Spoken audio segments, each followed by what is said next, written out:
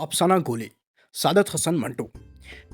शफकत दोपहर को दफ्तर से आया तो घर में मेहमान आए हुए थे। औरतें थीं जो बड़े कमरे में बैठी थी। शफकत की बीवी आयशा उनकी मेहमान नवाजी में मसरूफ थी। जब शफकत सहन में दाखिल हुआ तो उसकी बीवी बाहर निकली और कहने लगी, अजीज साहब की बीवी और उनकी लड़कियां आई हैं। शफकत ने हैट उतार कर माथे का पसीना पोंछा। कौन अजीज साहब? आयशा ने आवाज दबाकर जवाब दिया, हाय आपके अब्बा जी के दोस्त। ओहो, अजीज चचा? हाँ हाँ वही। शफकत ने जरा हैरत से कहा, मगर वो तो अफ्रीका में थे। आयशा ने मुंह पर उंगली रखी, जरा आहिस्ता बात कीजिए, अब तो चिल्लाना शुरू कर देते हैं। वो अफ्रीका ही में थे, लेकिन जो अफ्रीका में हो क्या वो वापस नहीं आ सकता? लो अब तुम लगी मैन मैख करने। आप तो लड़ने लगे। आयशा ने एक नज़र अंदर कमरे में डाली। अजीज साहब अफ्रीका में हैं, लेकिन उनकी बीवी अपनी लड़की की शादी करने आई है। कोई अच्छा बर ढूंढ रही है। अंदर से अजीज की बीवी की आवाज आई, आयशा तुमने रोक क्यों लिया शफकत को? आने दो। आओ शफकत बेटा आओ, तुम्हें देखे इतनी मुद्दत हो गई है। आया चची जान। शफकत ने हैट स्टैंड की खोंची पर रखा और अंदर कमरे में दाखिल हुआ। आदाब अर्ज चची जान। अजीज की बीवी ने उठकर उसको दुआएं दी, सर पर हाथ फेरा और बैठ गई। शफकत बैठने लगा तो उसने देखा कि सामने सोफे पर दो गोरी गोरी लड़कियां बैठी है। एक छोटी थी, दूसरी बड़ी। दोनों की शक्ल आपस में मिलती थी। अजीज साहब बड़े वजिया आदमी थे। उनकी ये वजादत उन लड़कियों में बड़े दिलकश तौर पर तकसीम हुई थी। आंखें माँ की थी, नीली, बाल भोरे और काफ़ी लंबे। दोनों की दो चोटियाँ थीं। छोटी का चेहरा बड़ी के मुकाबले में ज़्यादा निखरा हुआ था। बड़ी का चेहरा ज़रूरत से ज़्यादा संजीदा था। उनकी माँ उनसे मुखातिब हुई, बेटा सलाम करो भाई को। छोटी ने उठकर शफकत को आदाब अर्ज़ किया। बड़ी ने बैठे बैठे ज़रा झुक कर कहा, तस्लीमात। शफकत ने मुनासिब व मौजू जवाब दिया। उसके बाद अजीज़ साहब और अफ्रीका के मुतल्लिक बातों का लामतना ही सिलसिला शुरू हो गया। नैरोबी, टांगानिका, दारुस्सलाम, करायतना, युगांडा, उन सब की बातें हुई। कहाँ का मौसम अच्छा है, कहाँ का ख़राब है, फल कहाँ अच्छे होते हैं। फलों का जिक्र छिड़ा तो छोटी ने कहा, या हिंदुस्तान में तो नहायत ही जलील फल मिलते हैं। जी नहीं, बड़े अच्छे फल मिलते हैं, बशर्ते का मौसम हो। शफकत ने अपने हिंदुस्तान की आबरू बचाना चाही। गलत है। छोटी ने नाक चढ़ाई। अम्मी जान, ये जो कल आपने मार्केट से माल्टे लिए थे, क्या वहाँ के मचुंगू का मुकाबला कर सकते हैं?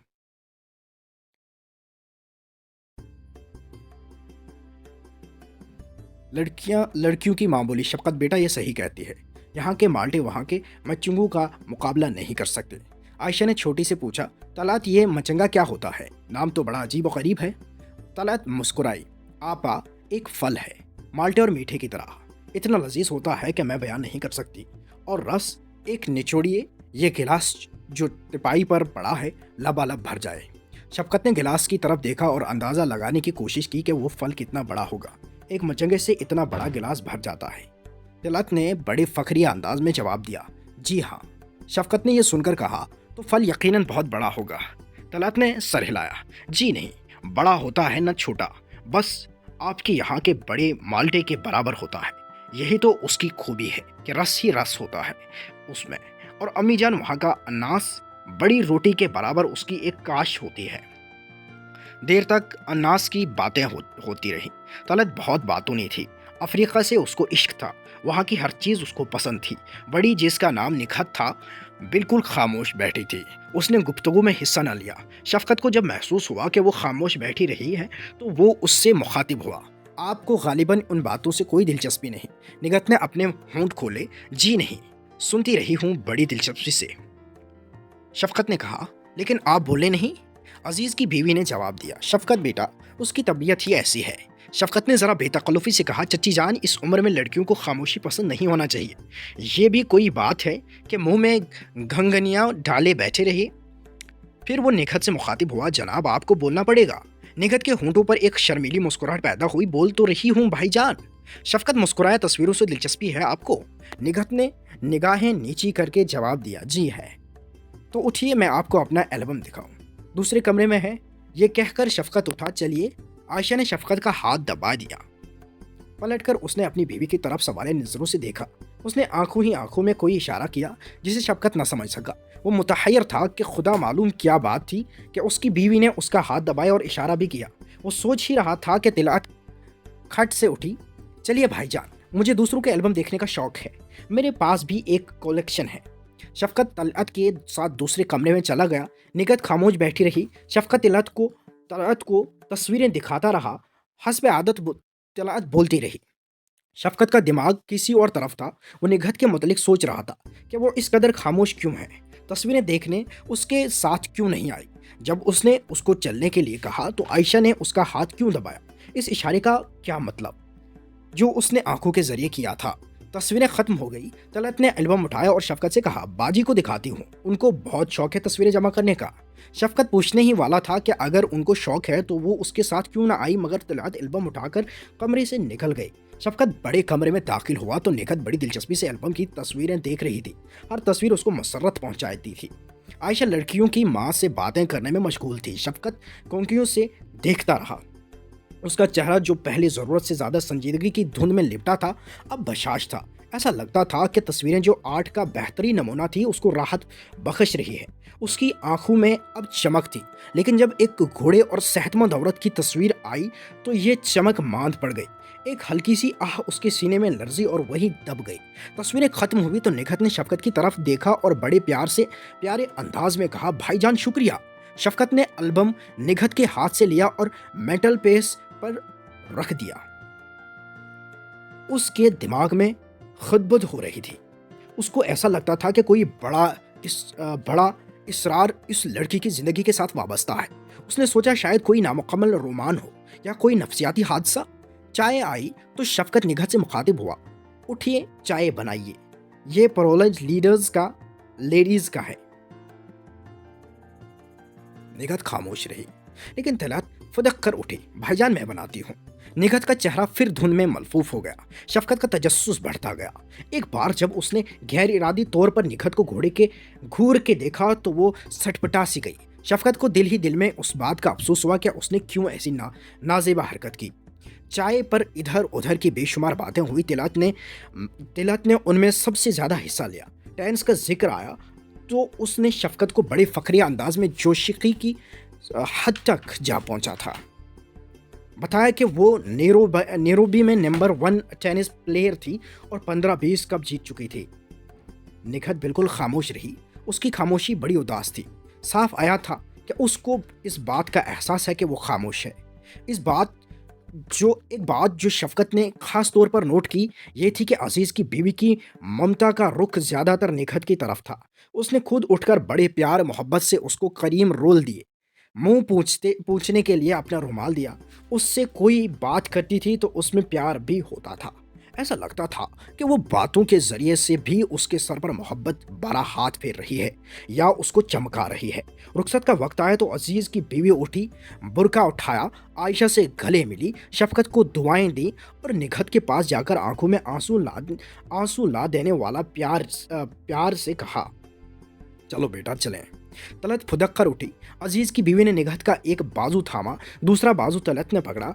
उसको उठाया गया। शफ़क़त ने देखा कि उसका निचला धब्बा बिल्कुल बेजान है। उसका निचला धड़ बिल्कुल बेजान है। एक लहज़े के लिए शफ़क़त का दिल और दिमाग साकित हो गया। जब वो संभला तो उससे अपने अंदर एक तेज सी उठी महसूस हुई। लड़खड़ाती हुई टांगों पर माँ और बहन का सहारा लिए निगहत गैर यकीनी कदम उठा रही थी। उसने माथे के करीब हाथ ले जाकर शफ़क़त और आयशा को आदाब अर्ज़ किया। कितना प्यारा अंदाज था, मगर उसके हाथ ने शफ़क़त के दिल पर जैसे घूंसा मारा। सारा इसरार उस पर वाज़ा हो गया था। सबसे पहला ख्याल उसके दिमाग में यह आया, कुदरत क्यों इतनी बेरहम है। ऐसी प्यारी लड़की और उसके साथ इस कदर ज़ालिमाना बेहमाना सलूक। उस मासूम का आखिर गुनाह क्या था जिसकी सज़ा इतनी कड़ी दी गई। सब चले गए। आयशा उनको बाहर तक छोड़ने गई। शफ़क़त एक फ़लस्फ़ी बनकर सोचा रह गया। इतने में शफ़क़त के दोस्त आ गए और वो भी अपनी बीवी से निगहत के बारे में कोई बात न कर सका।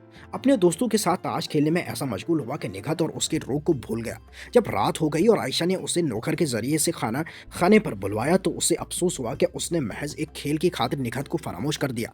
चुनांचे उसका जिक्र उसने आयशा से भी किया, लेकिन उसने कहा, आप खाना खाइए, मुफस्सल बातें फिर हो जाएंगी। मियाँ बीवी दोनों इकट्ठे सोते थे। जब से उनकी शादी हुई थी वो कभी रात को एक दूसरे से जुदा नहीं हुए थे। اور ان کی شادی کو قریب قریب 6 برس ہو گئے تھے، مگر اس دوران میں کوئی بچہ نہ ہوا تھا۔ ڈاکٹروں کا یہ کہنا تھا کہ عائشہ میں کچھ قصور ہے جو صرف آپریشن سے دور ہو سکتا ہے، مگر وہ اس سے بہت خائف تھی۔ میاں بیوی بہت پیار محبت کی زندگی گزار رہے تھے، ان کے درمیان کوئی رنجش نہیں تھی۔ رات کو وہ اکٹھے لیٹتے، حسب معمول جب ایک دوسرے کے ساتھ لیٹے تو شفقت کو نگہت یاد آ گئی۔ اس نے ایک آہ بھر کر اپنی بیوی سے پوچھا، عائشہ، نگہت بیچاری کو کیا روگ ہے؟ عائشہ نے بھی آہ بھری اور بڑے افسوسناک لہجے میں کہا، 3 برس کی ننھی منی بچی تھی کہ تبے محرکہ ہوا، نچلا دھڑ مفلوج ہو گیا۔ شفقت کے دل میں نگہت کے لیے ہمدردی کا بے پناہ جذبہ پیدا ہوا۔ اس نے اپنی بیوی کی پیٹھ کو اپنے سینے کے ساتھ لگا لیا اور کہا، عائشہ، خدا کیوں اتنا ظالم ہے؟ عائشہ نے کوئی جواب نہ دیا۔ شفقت کو دن کے واقعات یاد آنے لگے جب میں نے اس سے کہا تھا کہ چلو میں تمہیں البم دکھاتا ہوں تو تم نے میرا ہاتھ اسی لیے دبایا تھا کہ ہاں ہاں اور کیا، آپ تو بار بار۔ خدا کی قسم مجھے معلوم نہ تھا۔ اس کو اس کا بہت احساس ہے کہ وہ اپاہج ہیں۔ تم نے یہ کہا ہے تو مجھے ایسا معلوم ہوا کہ میرے سینے میں کسی نے تیر مارا ہے۔ جب وہ آئی تو خدا کی قسم مجھے بہت دکھ ہوا۔ بیچاری کو پیشاب کرنا تھا۔ ماں اور چھوٹی بہن ساتھ گئی۔ ازار بند کھولا پھر بند کیا۔ کتنی خوبصورت ہے بیٹی ہو تو خدا کی قسم بالکل پتہ نہیں چلتا کہ فالج زدہ ہے، بڑی ذہین لڑکی ہے۔ اچھا، ماں کہتی تھی کہ اس نے کہا تھا کہ امی جان میں شادی نہیں کروں گی، کنواری ہی رہوں گی۔ شفقت تھوڑی دیر کے لیے خاموش ہو گیا۔ اس کے بعد اس نے انتہائی دکھ محسوس کرتے ہوئے کہا، تو اس کو اس بات کا احساس ہے کہ اس سے شادی کرنے کے لیے کوئی رضامند نہیں ہوگا۔ عائشہ نے شفقت کی چھاتی کے بالوں میں انگلی سے کنگھی کرتے ہوئے کہا، شفقت صاحب، کون شادی کرے گا ایک اپاہج سے؟ نہیں نہیں، ایسا نہ کہو عائشہ، اتنی بڑی قربانی کون کر سکتا ہے؟ شفقت صاحب، تم ٹھیک کہتی ہو، خوبصورت ہے، اچھے کھاتے پیتے ماں باپ کی لڑکی ہے، سب ٹھیک ہے، مگر میں سمجھتا ہوں لیکن مردوں کے دل میں رحم کہا۔ شفقت نے کروٹ بدلی، ایسا نہ کہو عائشہ۔ عائشہ نے بھی کروٹ بدلی۔ دونوں روبرو ہو گئے۔ میں سب جانتی ہوں، کوئی ایسا مرد ڈھونڈیے جو اس بیچاری سے شادی کرنے پر آمادہ ہو۔ مجھے معلوم نہیں لیکن بڑی بہن ہے، غریب کو کتنا بڑا دکھ ہے کہ اس کی چھوٹی بہن کی شادی کی بات چیت ہو رہی ہے۔ صحیح کہتے ہو تو۔ عائشہ نے ایک لمبی آہ بھری، کیا بیچاری اسی طرح ساری عمر کٹتی رہے گی؟ نہیں۔ یہ کہہ کر شفقت اٹھ کر بیٹھ گیا۔ عائشہ نے پوچھا، کیا مطلب؟ تمہیں اس سے ہمدردی ہے؟ کیوں نہیں، خدا کی قسم کھا کر کہو۔ ہائے، یہ بھی کوئی قسم کھلوانے کی بات ہے؟ ہر انسان کو اس سے ہمدردی ہونی چاہیے۔ شفقت نے چند لمحات خاموش رہنے کے بعد کہا، تو میں نے ایک بات سوچی ہے۔ عائشہ نے خوش ہو کر کہا، کیا؟ مجھے ہمیشہ اس بات کا احساس رہا ہے تم بہت بلند خیال عورت ہو۔ آج تم نے میرے اس خیال کو ثابت کر دیا ہے۔ میں نے خدا میرے اس ارادے کو استقامت بخشے۔ میں نے ارادہ کر لیا ہے کہ میں نگہت سے شادی کروں گا، سارا ثواب تمہیں ملے گا۔ تھوڑی دیر خاموشی رہی، پھر ایک دم جیسے گولا سا پھٹا، شفقت صاحب، میں گولی مار دوں گی اسے اگر آپ نے اس سے شادی کی۔ شفقت نے ایسا محسوس کیا کہ اسے زبردست گولی لگی ہے اور وہ مر کر اپنی بیوی کی آغوش میں دفن ہو گیا ہے۔ ماخذ کتاب ٹھنڈا گوشت، افسانوی مجموعہ سعادت حسن منٹو، 1950۔ اپنے دوست ماجد کو دیجیے اجازت، خدا حافظ۔